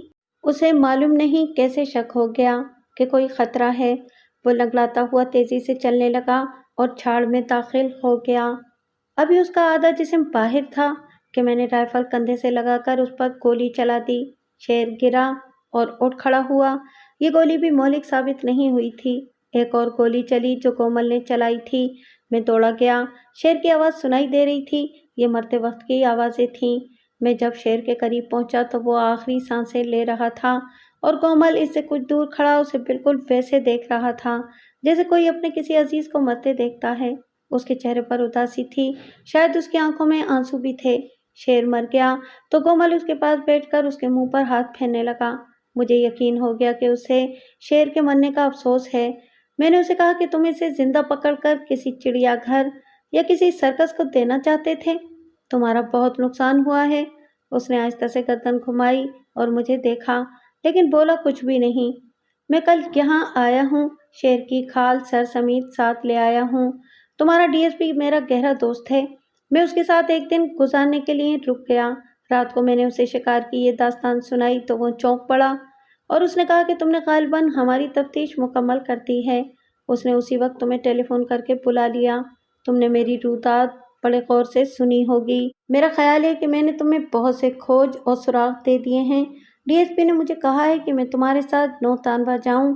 तुम्हें मेरी रहनुमाई की ज़रूरत होगी। डीएसपी की हिदायत के मुताबिक मेजर पीटर हॉल और जगमोहन सिंह ये स्कीम बनाकर कोमल की गिरफ्तारी के लिए रवाना हुए। नौतानवा के रेस्ट हाउस में रात के वक्त पहुंचेंगे ताकि वहां किसी को पता न चले कि मेजर पीटर हॉल के साथ पुलिस भी आई है। खाने पीने के इंतज़ाम के लिए मेजर पीटर हॉल का अर्दली और पुलिस हेडक्वार्टर के इंतज़ाम के तहत एक बावर्ची पहले ही रवाना कर दिए गए। जगमोहन के साथ 4-5 कांस्टेबल थे। ये पार्टी स्कीम के मुताबिक रात को वहां पहुंची। जगमोहन और कांस्टेबलों को छुपके रहना था। रात को ही मेजर ने गांव के सरकारी आदमी को बुलाया और उसे कहा कि वो कोमल को ढूंढकर उसे कल दिन को यहाँ पहुँचने को कह आए। मेजर ने पैगाम के साथ ये भी कहला भेजा कि एक अंग्रेज कर्नल को शेर की खाल चाहिए, इसलिए मैं रास्ते से वापस आ गया हूँ। कोमल करीब ही कहीं मिल गया और दूसरे दिन रेस्ट हाउस में आ गया। वो उसी घोड़े पर आया था। मेजर पीटर हॉल ने उसे जिस कमरे में बिठाया उसके साथ वाले कमरे में जगमोहन और कांस्टेबल मौजूद थे। जगमोहन ने दरवाजे का किवाड़ जरा सा खोल रखा था ताकि मेजर और कोमल की बातें सुन सकें। मेजर ने कोमल को विस्की पिलाई और उसे कहा कि एक कर्नल इंग्लैंड जा रहा है। वो शेर की खाल अपने साथ ले जाना चाहता है। वो इस शेर की खाल लेना चाहता था जो हम दोनों ने मारा है, लेकिन मैं ये खाल देना नहीं चाहता था। उसने कहा कि जाओ और एक और शेर मार लाओ। वो मेरा दोस्त है, मैं इसे मायूस नहीं करना चाहता। मैं वापस आ गया हूँ। मेजर पीटर हॉल फौज का अफसर था, पुलिस का नहीं था। उसने ये अहमकाना हरकत की कि कोमल से ऐसे सवाल करने शुरू कर दिए कि उसे शक हो गया। पहले उससे पूछा कि ये घोड़ा कहाँ से लिया था। कोमल ने गोलमोल सा जवाब दिया तो मेजर ने कहा कि ये तो किसी सर्कस का घोड़ा मालूम होता है। इसके बाद उसने कोमल से पूछा, मुझे यकीन है कि जो शेर हमने मारा है इसके साथ तुम्हारा कोई गहरा ताल्लुक था। तुमने पहले रोज इसके पंजों के निशान पहचान कर कहा था कि ये यहाँ आ गया है। क्या बात है कोमल? कोमल ने उसे गोलमोल जवाब दिया। जगमोहन सामने नहीं आ सकता था, वरना वो खुद पुलिस के तरीके से पूछगछ करता। वो दूसरे कमरे में परेशान हो रहा था। मेजर ने कोमल से पूछा, करीमगंज में राजन के सर्कस को आग लगी थी। सुना है कि राजन के साथ तुम्हारा कोई ताल्लुक था। इस अंग्रेज की निस्बत जंगलों में रहने वाला कोमल अक्लमंद था। वो भांप गया कि ये साहब जो कल जाकर आज फिर वापस आ गया, ये खाल की खातिर एक और शेर को मारने नहीं आया। कोमल पिए हुए था, उसके पास बंदूक थी। मेजर की राइफल अभी बंद पड़ी थी। कोमल उठ खड़ा हुआ और उसने बंदूक की नाल मेजर पीटर हॉल की तरफ कर दी। तुम मुझे पकड़ने आए हो? कोमल ने गुस्से से कहा, और कहते हो कि एक दोस्त के लिए शेर की खाल ले जानी है। मैं उसे तुम्हारी खाल दूंगा। ये घोड़ा राजन के सर्कस का है। तुम अब करीम जंग की पुलिस तक जिंदा नहीं पहुंच सकोगे। मेजर पीटर हॉल की आंखें ठहर गई थीं। उसके मुंह से बात नहीं निकलती थी। अब जगमोहन सिंह तमाशाई नहीं बना रह सकता था। वो जिस दरवाजे के साथ लगा खड़ा था वो कोमल की दाएं तरफ था। जगमोहन रिवॉल्वर हाथ में लेकर दरवाजे से आगे आ गया और कोमल की तरफ रिवॉल्वर करके बोला, राइफल नीचे कर लो कोमल। कोमल ने जगमोहन की तरफ देखे बगैर गोली चला दी। जगमोहन اسے ریوالور کی گولی سے ہلاک کر سکتا تھا، لیکن اسے زندہ پکڑنا زیادہ بہتر سمجھا۔ ادھر گومل کی بندوق فائر ہوئی، ادھر سے جگموہن نے اس کے ہاتھ پر ریوالور فائر کیا۔ فاصلہ بمشکل 4 گز تھا۔ گولی گومل کے ہاتھ میں سے گزر گئی اور اس کی بندوق گر پڑی۔ کانسٹیبل دوڑے آئے اور گومل کو جکڑ لیا۔ میجر پیٹر ہال کو دیکھا، اس کی موت یقینی تھی کیونکہ گومل ماہر نشانہ باز تھا، لیکن میجر زندہ تھا۔ کارتوس کے تھوڑے سے چھرے اس کے کندھے میں اس جگہ لگے تھے جہاں ہنسلی ختم ہوتی تھی اور بازو شروع ہوتا ہے، باقی چھرے ایک طرف نکل گئے تھے۔ میجر کا اردلی اور دوسرا نوکر بھی آ گیا تھا۔ میجر نے اپنا بیگ منگوایا جس میں فرسٹ ایڈ کا سامان تھا۔ گومل اب ہلنے کے قابل نہیں رہا تھا۔ میجر پیٹر ہال کے کندھے پر جگموہن نے پٹی باندھ دی۔ خون پوری طرح رک نہیں رہا تھا۔ گومل کے ہاتھ پر بھی پٹی باندھ دی گئی جو کافی نہیں تھی، اس کے ہاتھ میں سے گولی پار ہو گئی تھی۔ دونوں زخمیوں کی حالت ٹھیک نہیں تھی۔ لاری 4 میل دور سے ملتی تھی۔ میجر پیٹر ہال گومل کے مسروقہ گھوڑے پر سوار ہو گیا۔ باقی سب کے لیے ٹٹو منگوائے گئے۔ لاری کے اڈے تک پہنچے، وہاں صرف ایک لاری خالی کھڑی تھی۔ لاری مسافروں سے بھر جاتی تو چلتی تھی، چونکہ ایمرجنسی تھی اور لاری ایک انگریز افسر اور پولیس کو درکار تھی، اس لیے وہ سب اس میں سوار ہو گئے اور لاری چل پڑی۔ گھوڑا کریم گنج تک پہنچانے کے لیے ایک کانسٹیبل کو اس پر سوار کیا گیا۔ پہلے ڈی ایس پی کے دفتر میں گئے۔ میجر پیٹر ہال کے وہاں کے اسپتال میں داخل کر دیا گیا اور گومل کی مرہم پٹی کروا کے ڈی ایس پی نے کہا کہ اسے کریم گنج لے جاؤ اور اسے بیان لے کر شہادتیں اکٹھی کرو اور مقدمہ تیار کرو۔ کریم گنج لا کر جگموہن نے گومل سے کہا کہ وہ اب راجن کے قتل کا اعتراف نہ کرے تو بھی اسے ایک انگریز افسر پر گولی چلانے کے جرم میں عمر قید دے کر کالا پانی بھیج دیا جائے گا، اور ہو سکتا ہے کہ اسے سزائے موت بھی دے دی جائے، پھر کیوں نہ وہ راجن کے قتل کا اعتراف کر لے۔ گومل جنگلی تھا، اسے معلوم نہیں تھا کہ اس جرم میں اسے سزائے موت یا عمر قید نہیں مل سکتی۔ جگموہن نے ڈرایا کہ کالے پانی کی عمر قید بڑی ظالم سزا ہے، وہ ہر روز مرے گا اور ہر رات زندہ ہوگا۔ ایسی زندگی سے بہتر ہے کہ قتل کا اقبال کر لو اور پھانسی پا کر ایک ہی بار مر جاؤ۔ جگموہن نے ایسی باتیں کیں جو بالکل غلط اور بڑی ہی ڈراؤنی باتیں تھیں، اور اسے یہ سنا کر اس قدر دہشت زدہ کر دیا کہ گومل نے بے اختیار کہا، مجھے پھانسی کی سزا دلا دو۔ پھر اس نے جگموہن سے منت کی کہ اسے شراب منگوا دے۔ گومل پیتا بہت تھا۔ جگموہن نے شراب کی بوتل منگوا لی اور گومل نے اقبالی بیان دینا شروع کر دیا۔ مجھے بالکل یاد نہیں کہ میرا باپ کون تھا اور ماں کون تھی، اس نے کہا۔ ایسے معلوم ہوتا ہے جیسے جنگل کے جانوروں اور درندوں کے ساتھ پل کر میں جوان ہوا ہوں۔ آپ کو اس سے تو کوئی غرض نہیں ہوگی کہ میں کہاں سے آیا ہوں۔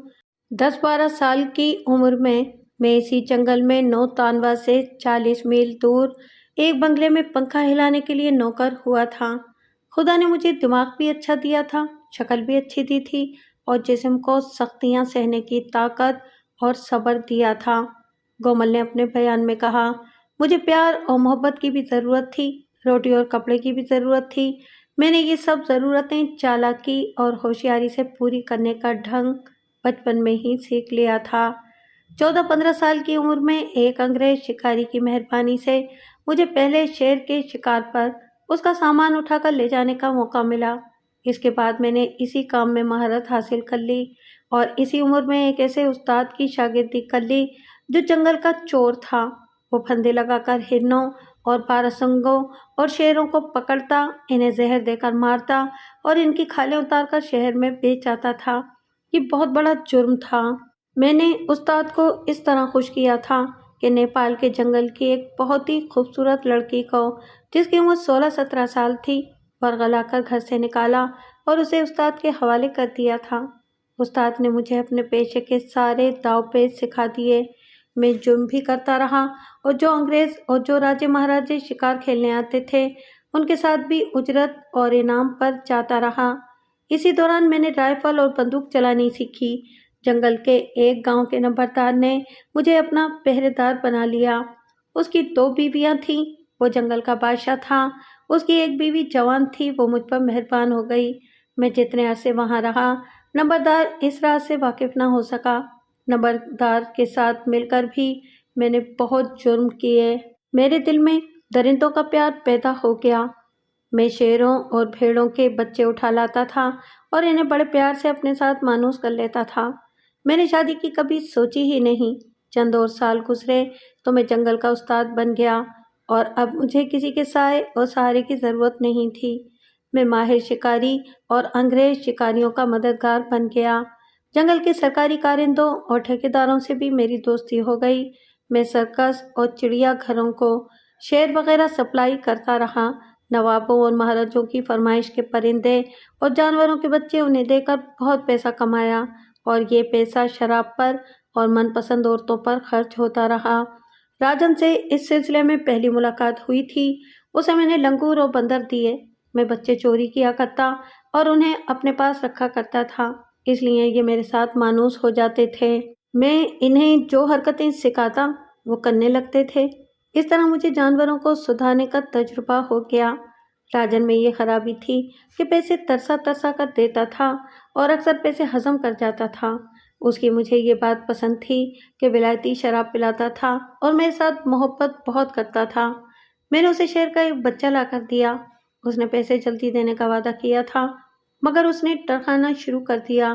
بچے کو میں نے 3-4 مہینے اپنے پاس رکھا تھا، اس لیے وہ میرے سوا کسی اور کو قریب نہیں آنے دیتا تھا۔ راجن نے کہا کہ اسے میں ہی سدھاؤں۔ میں نے 1 سال سرکس کے ساتھ رہ کر شیر کو سدھایا اور یہ تماشا دکھانے لگا۔ راجن نے مجھے ولایتی شراب، اچھے سے اچھا کھانا اور الگ خیمہ دیا، پیسہ ایک بھی نہ دیا۔ دوستی اور پیار محبت میں ٹرکاتا رہا۔ ایک رات میں نے شراب پی ہوئی تھی۔ میں راجن کے خیمے سے اپنے خیمے کو جا رہا تھا۔ سرکس کی ایک لڑکی میرے سامنے آ گئی۔ میں انسان تو ہوں نہیں، میں جنگل کے جانوروں اور درندوں میں جنا پلا ہوں۔ میں لڑکی کو بازوؤں پر اٹھا کر اپنے خیمے میں لے گیا۔ وہ شور مچا رہی تھی۔ سرکس کے آدمی آ گئے اور لڑکی کو چھڑا کر لے گئے۔ راجن کو پتہ چلا تو وہ دوڑا آیا۔ اس نے مجھے گالیاں دیں۔ میں نے اسے کہا کہ وہ مجھے شیر کی قیمت اور اسے سدھانے کی اجرت دے دے، میں چلا جاؤں گا۔ اس نے مجھے تھوڑے سے پیسے دیے اور کہا کہ 1 مہینے بعد آ کر رقم لے جانا۔ میں سرکس سے چلا گیا اور کبھی کبھار آتا رہا۔ اس شیر کے ساتھ میری دوستی گہری ہو گئی تھی۔ مجھے دیکھ کر وہ کتوں جیسی حرکتیں کرتا تھا۔ ایک بار میں نے اسے پنجرے سے نکال لیا اور وہ میرے پاؤں میں لوٹ پوٹ ہونے لگا۔ جوان شیر کو باہر نکالنا خطرناک تھا، لیکن شیر میری محبت میں بھول ہی گیا تھا کہ وہ شیر ہے۔ راجن نے بہت چکر دیے۔ میں سمجھ گیا کہ وہ میری رقم ہضم کرنا چاہتا ہے۔ میں نے ارادہ کیا تھا کہ اس رقم کو بھول جاؤں گا، لیکن مجھے رقم کی ضرورت تھی، اور ضرورت یہ تھی کہ ایک گاؤں میں ایک بڑی خوبصورت لڑکی جوان ہو گئی تھی، لیکن اس کے ماں باپ اتنے غریب تھے کہ اس کی شادی کے لیے ان کے پاس کچھ بھی نہیں تھا۔ میں کہاں کا شریف آدمی تھا، لیکن ایک روز اس لڑکی کا باپ مجھے ملا۔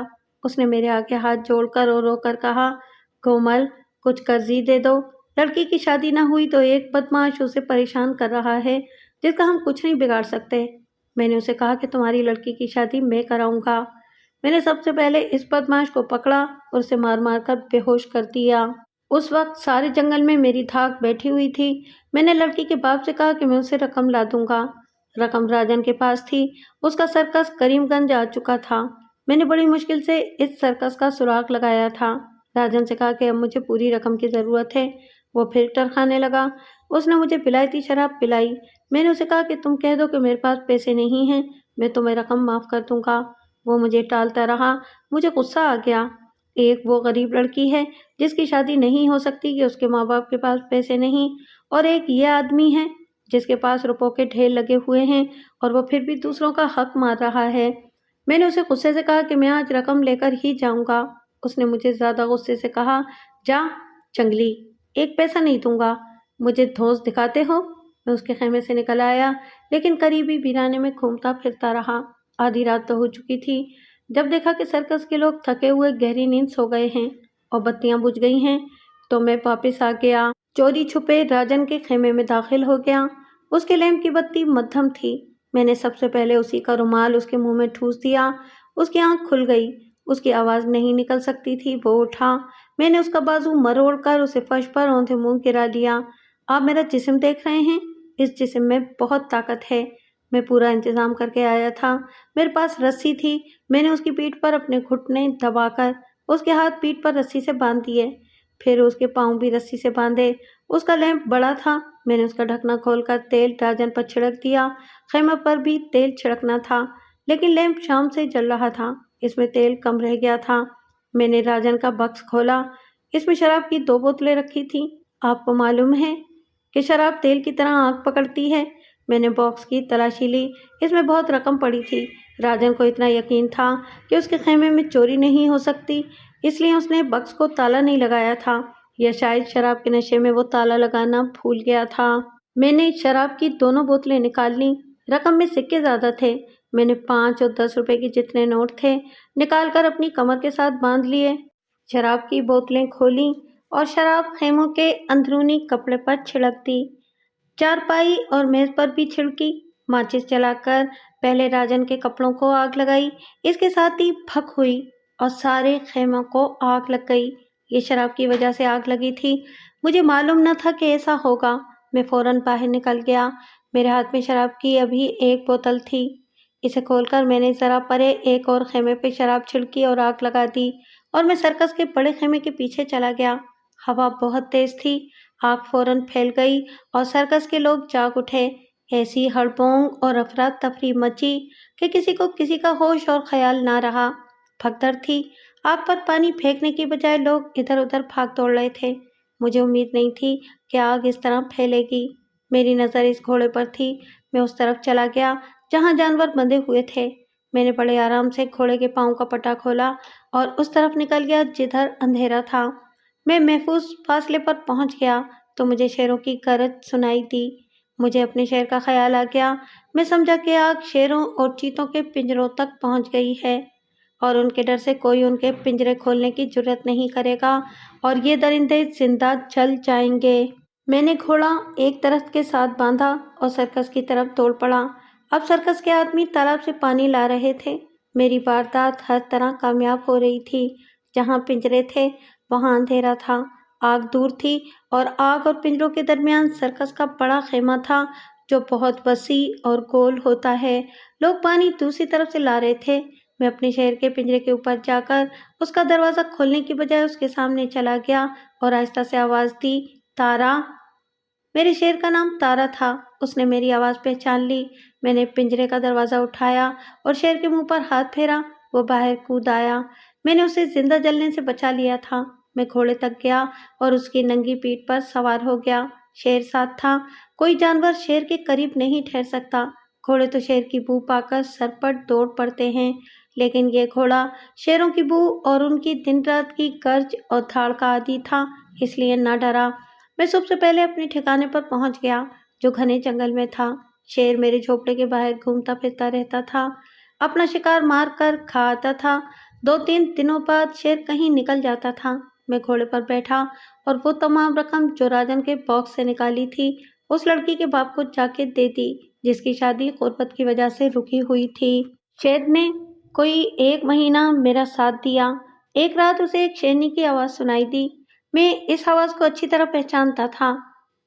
تارا اس آواز پر دوڑ پڑا۔ اس کے بعد میں نے اسے اس وقت دیکھا جب یہ انگریز افسر میجر پیٹر ہال شکار کے لیے گیا تھا۔ میرا شیر جوان ہو گیا تھا۔ آپ شاید حیران ہوں گے کہ ایک شیر ایک انسان کے ساتھ کتے کی طرح پیار کرتا تھا۔ میں جنگل کے جانوروں اور درندوں کی فطرت سے واقف ہوں۔ یہ شیر جب چند دنوں کا بچہ تھا تو اسے میں اٹھا لایا تھا۔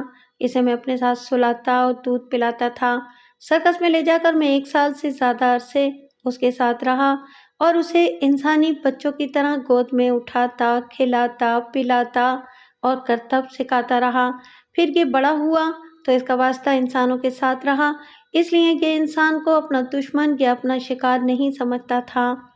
تقریباً 2 مہینے بعد مجھے نوتانوا کے ڈاک بنگلے میں اس انگریز افسر کو شکار میں مدد اور رہنمائی دینے کے لیے بلایا گیا۔ میں وہاں گیا تو پتہ چلا کہ ایک شیر نے رات کو مویشیوں کے باڑے پر حملہ کیا ہے۔ میں نے جا کر زمین پر شیر کے پگ دیکھے تو میں نے اپنے شیر تارا کو پہچان لیا۔ اس کے پگ تو میں کبھی بھول ہی نہیں سکتا۔ میں درندوں کے پگ پہچاننے کا ماہر ہوں۔ میں نہیں چاہتا تھا کہ یہ شیر مارا جائے۔ میں نے صاحب سے کہا کہ اسے زندہ پکڑ کر اپنے پاس رکھنے کی کوشش کروں گا، اور اگر یہ میرے پاس رہ گیا تو کسی نواب یا مہاراجا کو دے آؤں گا۔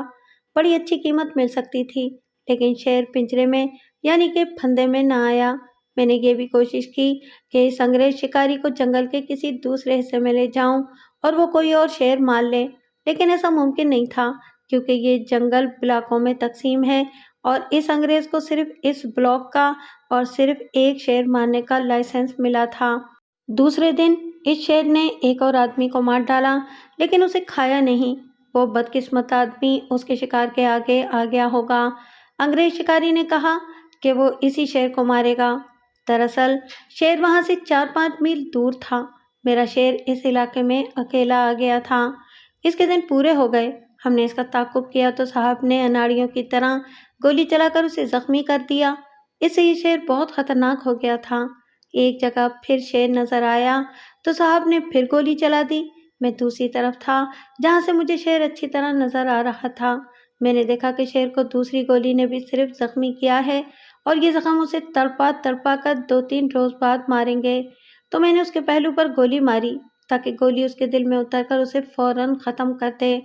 میں نے اپنے شیر کو اذیت کی موت سے بچا لیا۔ مجھے بہت صدمہ ہوا۔ صاحب اس کی کھال لے کر چلا گیا تو میں اکیلے جا کر بہت رویا۔ اس شکاری کے جانے کے 2 ہی روز بعد مجھے پھر نو تانوا کے ڈاک بنگلے میں بلایا گیا تو میں نے دیکھا کہ یہ تو وہی صاحب ہے جو کل پرسوں یہاں سے گیا ہے۔ یہ تو آپ کو معلوم ہی ہے کہ اس نے میرے ساتھ کیا باتیں کی تھیں۔ مجھے شک نہیں بلکہ یقین ہو گیا کہ سرکس کے گھوڑے نے جو میرے پاس تھا میرا راز فاش کر دیا ہے اور یہ صاحب جاسوسی کرنے آیا ہے۔ میں بچہ یا اناڑی نہیں تھا۔ اس نے سوال ہی ایسے پوچھے کہ میں بھاگ گیا کہ یہ کیوں آیا ہے۔ اگر مجھے ذرا سا بھی اشارہ مل جاتا کہ ڈاک بنگلے میں پولیس بھی موجود ہے تو میں فرار ہو جاتا، پھر دیکھتا کہ کون مجھے اس جنگل میں ڈھونڈتا ہے۔ میں ڈھونڈنے والوں کو ایک ایک کر کے گولی کا نشانہ بنا دیتا۔ مجھے اس صاحب پر غصہ آ گیا۔ میں سمجھا وہ اکیلا ہے۔ مجھے اس پر اس لیے بھی غصہ آیا تھا کہ اس نے میرے شیر کو اس طرح زخمی کیا تھا کہ شیر میرے ہاتھوں مرا۔ میں اس انگریز کو گولی مار کر بھاگ جانے کے ارادے سے اٹھا تھا۔ میں نے اس کے سر کا نشانہ لیا تھا تاکہ اس کا مغز اڑ جائے، مگر آپ نے مجھے اس وقت للکارا جب میں گولی چلانے لگا تھا۔ آپ کی آواز سے میرا نشانہ چوک گیا۔ میں آپ کو بھی گولی مارنا چاہتا تھا لیکن آپ نے اس سے پہلے ہی میرے ہاتھ پر گولی چلا دی۔ جگموہن سنگھ نے اس کا اقبالی بیان ایک مجسٹریٹ سے قلم بند کروا لیا۔ گومل نے عدالت میں بھی اقبالی جرم کیا اور اسے سزائے موت دے دی گئی۔